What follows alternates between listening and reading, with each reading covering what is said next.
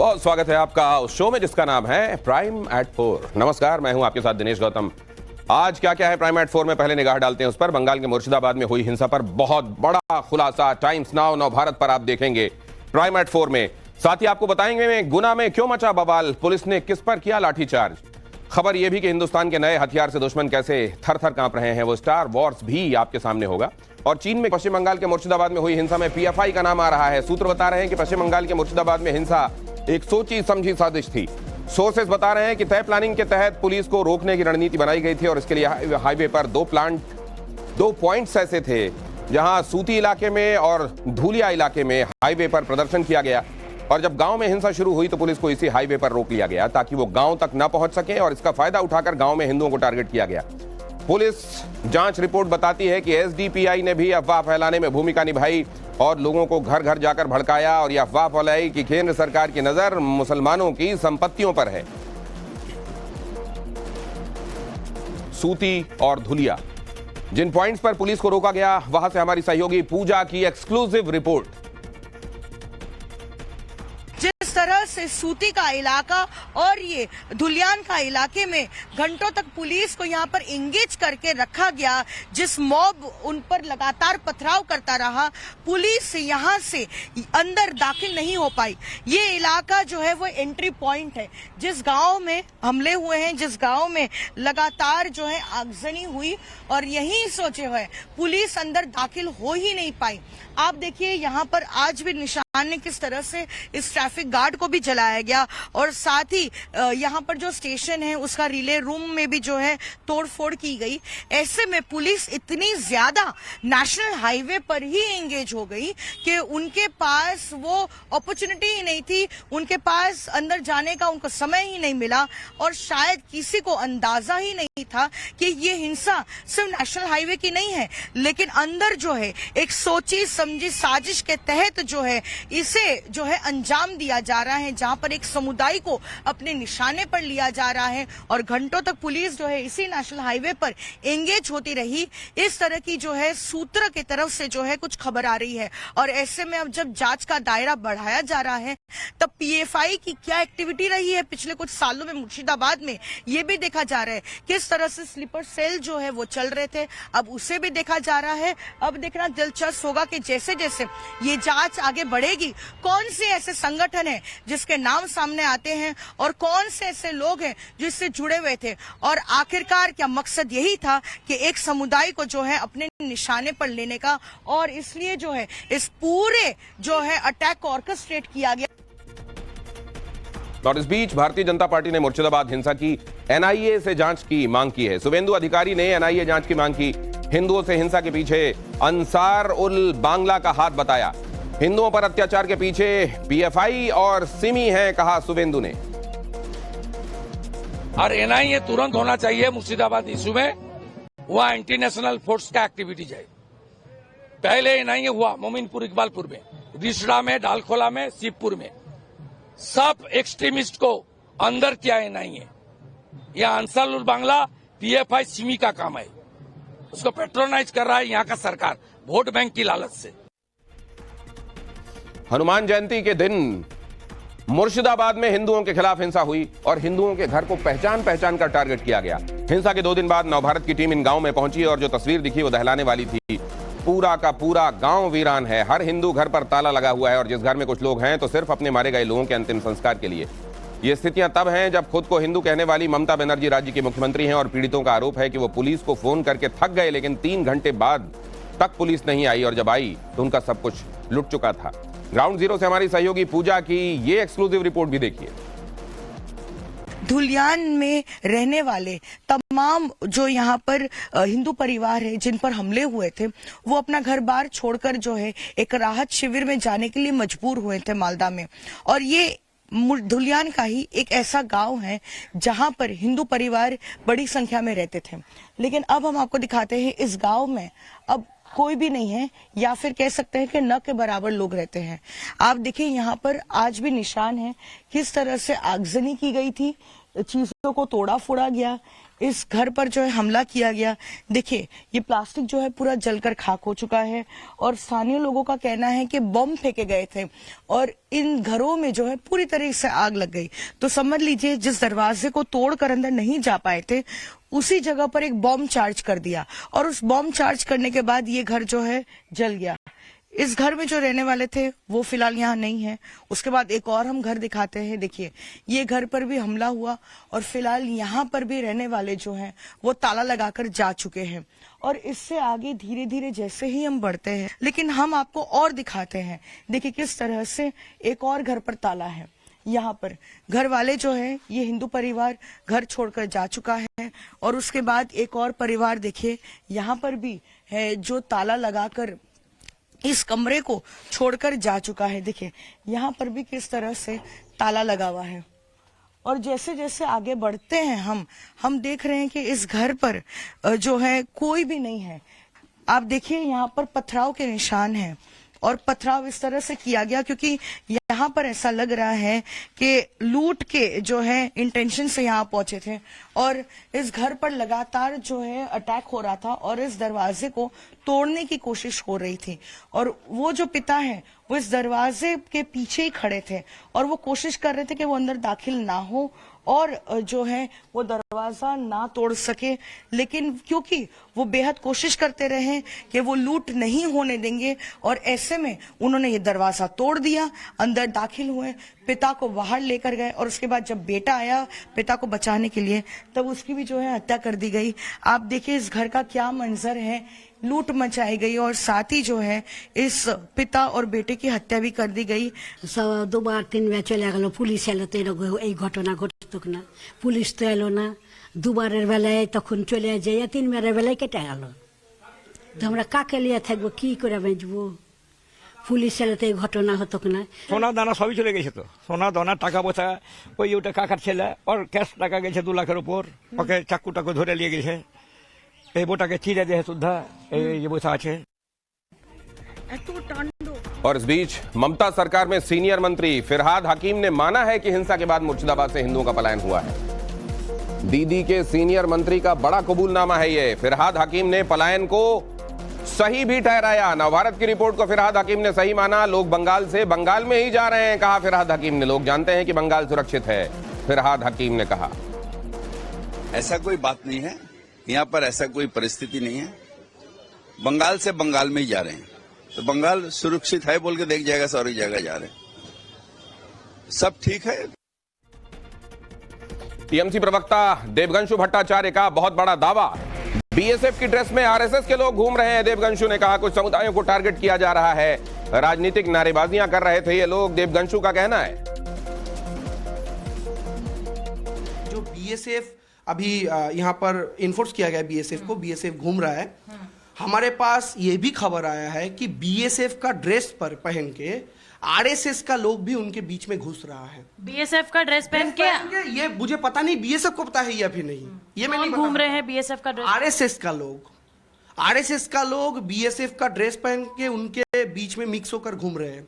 अब ये बीएसएफ का जो टॉप ऑफिशियल्स है, टॉप बॉस है, उनको पता है कि नहीं है मैं ये नहीं बता सकता, लेकिन ये हो रहा है, हमारे पास रिपोर्ट आ रहा है। क्योंकि ये लोग टारगेट करके कुछ कुछ कम्युनिटी को मार रहा है, पीट रहा है और उसके बाद पॉलिटिकल स्लोगन्स दे रहे हैं उनके सामने। लेकिन मौत तो देवांशु 2 हिंदू जो जिनकी डेथ हुई है, फादर सन, वो तो हिंदू थे जिनकी डेथ हुई। अभी तक 5 लोगों का मौत हुआ है। हम ये बोलना नहीं चाहते क्योंकि जो मरता है हमारे लिए वो इंसान है, बीजेपी के लिए वो हिंदू मुस्लिम हो सकता है। सवाल यह है कि ये कह देना आसान है, लेकिन क्या कोई सबूत है कि वाकई बीएसएफ के वर्दी में, यूनिफॉर्म में आरएसएस का कोई व्यक्ति था? खबर मध्य प्रदेश के अब गुना से। गुना में हिंदू संगठनों का जबरदस्त प्रदर्शन, हिंसा के विरोध में सड़कों पर उतरे हजारों लोग। हमलावरों के घर पर बुलडोजर चलाने की मांग, प्रदर्शनकारियों पर पुलिस ने लाठीचार्ज किया। हिंदू संगठनों ने यहां प्रदर्शन किया है और कहा यह जा रहा है कि वो लोग जिन्होंने यहां पर चीजों को इंस्टिगेट किया उनके घर को बुलडोजर से ढहाया जाए और प्रदर्शनकारियों पर पुलिस की कार्रवाई। मध्य प्रदेश के गुना में हनुमान जयंती की शोभा यात्रा पर पथराव के बाद लोगों का गुस्सा आज फूट पड़ा। कई हिंदू संगठनों की अगुवाई में हजारों लोग सड़कों पर उतरे और शोभा यात्रा पर हमला करने वालों के खिलाफ बुलडोजर एक्शन की मांग की।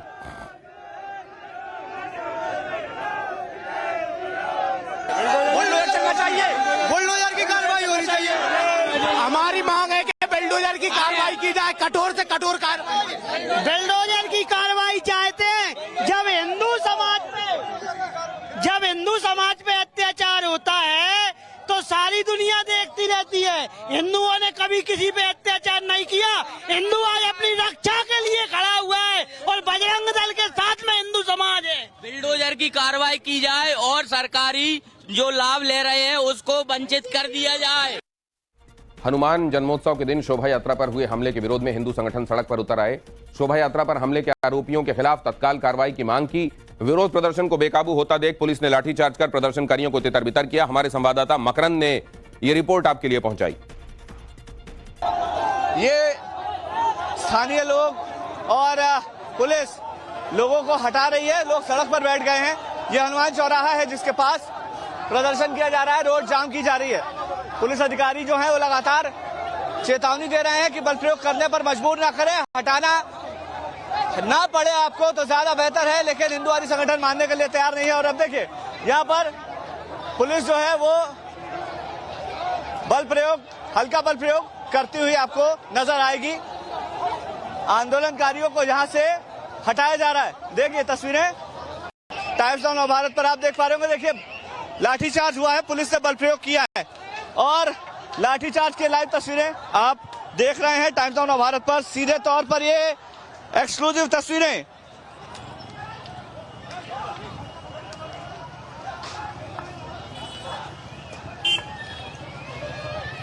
देखिए दूर तक, वो देखिए तस्वीरें जो विश्व हिंदू परिषद बजरंग दल के कार्यकर्ता यहाँ पर प्रोटेस्ट कर रहे थे। अब उनको भगाया गया है, यहाँ से लाठीचार्ज हुआ है और पुलिस के जो पुलिसकर्मी जो हैं वो अब कार्यकर्ताओं को खदेड़ रहे हैं। लाठीचार्ज करके दूर तक खदेड़ दिया है। और आगे आपको दिखाऊंगा कहां उन देशों की फहरिस्त में आ गया है जिनके पास दुश्मन के घातक ड्रोन को मार गिराने की तकनीक है।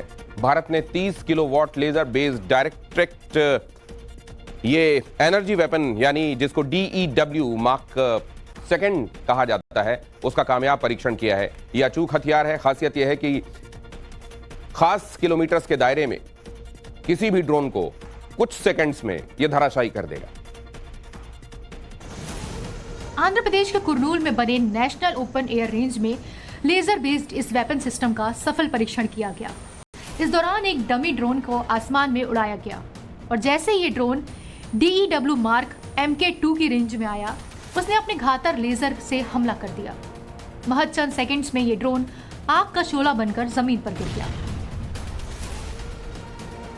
इस दौरान कुल 60 ड्रोन टेस्ट के लिए उड़ाए गए। इसमें कुछ ड्रोन के नीचे प्लास्टिक के डिब्बे में विस्फोट भी लगाए गए, लेकिन जैसे ही सेना की इस गाड़ी पर तैनात DEW मार्क 2 की रेंज में आया इसने 1-2 नहीं बल्कि 7 के 7 ड्रोन को मार गिराया। यहाँ तक कि जिस ड्रोन में विस्फोटक लगे थे उसे भी इस घातक हथियार ने लेजर से नाकाम कर दिया।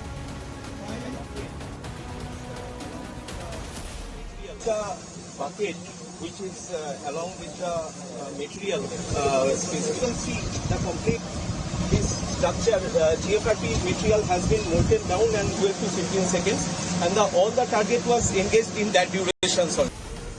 टेस्ट में दुश्मन के fixed wing drone, swarm drone, missile और जासूसी सेंसर को कुछ ही सेकंड्स में राख करने का टेस्ट किया गया। खास बात यह है कि सारे टारगेट 6 किलोमीटर से 2.9 किलोमीटर के बीच मार गिराए गए। This is one of the technologies, but we are also working on other high energy systems like high energy microwaves, electromagnetic pulse. So we are working on several technologies which will give us the Star Wars capability. What you saw today was one of the components of the Star Wars technologies. इस सफल test के बाद भारत भी उन देशों में शामिल हो गया जिसके पास ये पावरफुल लेजर वेपन सिस्टम है। अभी तक ये सिस्टम केवल अमेरिका, चाइना, इजराइल और रूस जैसे देशों के पास था। और आगे आपको दिखाएंगे तब भारतीय कोस्ट गार्ड और गुजरात ATS ने ड्रग की बड़ी खेप जब्त की है। दोनों की संयुक्त कार्रवाई में 300 किलोग्राम ड्रग बरामद की गई है जिसकी कीमत अंतर्राष्ट्रीय बाजार में 1800 करोड़ के आसपास आंकी जा रही है।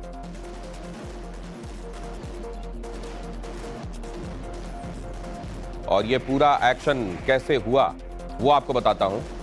ATS को एक इनपुट मिला था, एक लीड मिली थी। कोस्ट गार्ड के साथ मिलकर एक्शन लिया गया। कोस्ट गार्ड को देखते ही ड्रग समंदर में फेंककर भागने की कोशिश हुई। सभी ड्रग तस्कर पाकिस्तान की तरफ भागे। समंदर से कोस्ट गार्ड ने यह ड्रग निकाली। 300 किलोग्राम ये ड्रग है, इसको सीज किया गया और इसकी कीमत, जैसा मैं आपको बता रहा हूं, अंतर्राष्ट्रीय बाजार में 1800 करोड़ आंकी जा रही हो गई है। वक्फ कानून को लेकर लगातार विपक्ष मोदी सरकार पर हमलावर है और इस बीच कांग्रेस सांसद इमरान मसूद का बड़ा बयान सामने आया। इमरान मसूद ने कहा है कि सत्ता में आए तो घंटे भर में इलाज कर देंगे, जिस दिन हम आ जाएंगे उसी दिन घंटे भर में इलाज हो जाएगा। और इस पर पलटवार किया यूपी के मंत्री संजय निषाद ने। मस्जिद नहीं होगी तो नमाज कहां पढ़ोगे, कब्रिस्तान नहीं होगे तो दफना कहां जाओगे, ईदगाह की तो बात ही छोड़ दीजिए, दुआ करिए कि हम लोग आ जाएं। समंदर में तूफान बहुत है और जब तूफान हो तो तूफान का सामना बड़ा जहाज करता है, कश्तियां नहीं कर पाती। इसलिए आपसे कहना चाहता हूं, ये कश्तियों की सवारी छोड़ करके जहाज की सवारी की तैयारी करिए। एक ही रास्ता है बस, और कोई रास्ता नहीं है। और ये वादा आपसे करना चाहता हूं कि जिस दिन आ जाएंगे उस दिन घंटे भर के अंदर इसका इलाज भी करना जानते हैं। इनके कुछ पुरखों ने 1 घंटे के अंदर फैसला लिया था और अल्लाह के नाम पर एक स्थान बनाया, उसका नाम पाकिस्तान, और गए। देखिए क्या दशा उनकी है। अगर ऐसे ही रहे, इन्हीं लोगों की वजह से मुसलमानों की दशा बहुत खराब है। पीएम मोदी का कांग्रेस पर जबरदस्त हमला। कांग्रेस ने सत्ता के लिए संविधान को कुचला। कांग्रेस ने वक्फ को संविधान से ऊपर किया। कांग्रेस ने कट्टरपंथियों को खुश किया। पीएम ने कहा, वक्फ कानून ठीक होता तो मुसलमान पंचर न बनाता। कांग्रेस ने बाबा साहब के विचारों को भी हमेशा के लिए खत्म कर देना चाहा। डॉक्टर अंबेडकर संविधान के संरक्षक थे। कांग्रेस संविधान की भक्षक बन गई है। डॉक्टर अंबेडकर समानता लाना चाहते थे, लेकिन कांग्रेस ने देश में वोट बैंक का वायरस फैला दिया। तुष्टीकरण की राजनीति के लिए, वोट बैंक की राजनीति के लिए 2013 के आखिर में, आखिरी सत्र में कांग्रेस ने इतने सालों तक चल रहे वक्फ के कानून में आनन फानन संशोधन कर दिया ताकि चुनाव में वोट पा सके। वोट बैंक को खुश करने के लिए इस कानून को ऐसा बना दिया कि बाबा साहब आंबेडकर के संविधान की ऐसी की तैसी वक्फ के नाम पर लाखों हेक्टेयर जमीन पूरे देश में है। इस जमीन, इस प्रॉपर्टी से गरीब का, बेसहारा महिलाओं बच्चों का भला होना चाहिए था। और आज ईमानदारी से उसका उपयोग हुआ होता तो मेरे मुसलमान नौजवानों को साइकिल के पंक्चर बना करके जिंदगी नहीं गुजारनी पड़ती। और आगे आपको दिखाऊंगा पर एक्शन जारी है। बनभूलपुरा में अवैध मदरसों को किया गया सील। प्रशासन ने 18 अवैध मदरसे सील किए। अवैध रूप से चल रहे मदरसों पर कार्रवाई की गई। अवैध फंडिंग कौन कर रहा है इन मदरसों को, इसकी जांच भी चल रही है।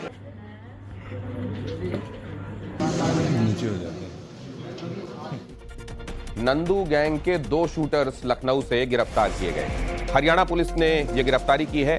11 अप्रैल को दिल्ली में एक प्रॉपर्टी डीलर की हत्या हुई थी। नंदू गैंग ने हत्या की जिम्मेदारी ली थी। प्रॉपर्टी डीलर राजकुमार उर्फ बिल्लू की हत्या हुई थी। शूटर्स ने गाड़ी पर कई राउंड फायरिंग की थी।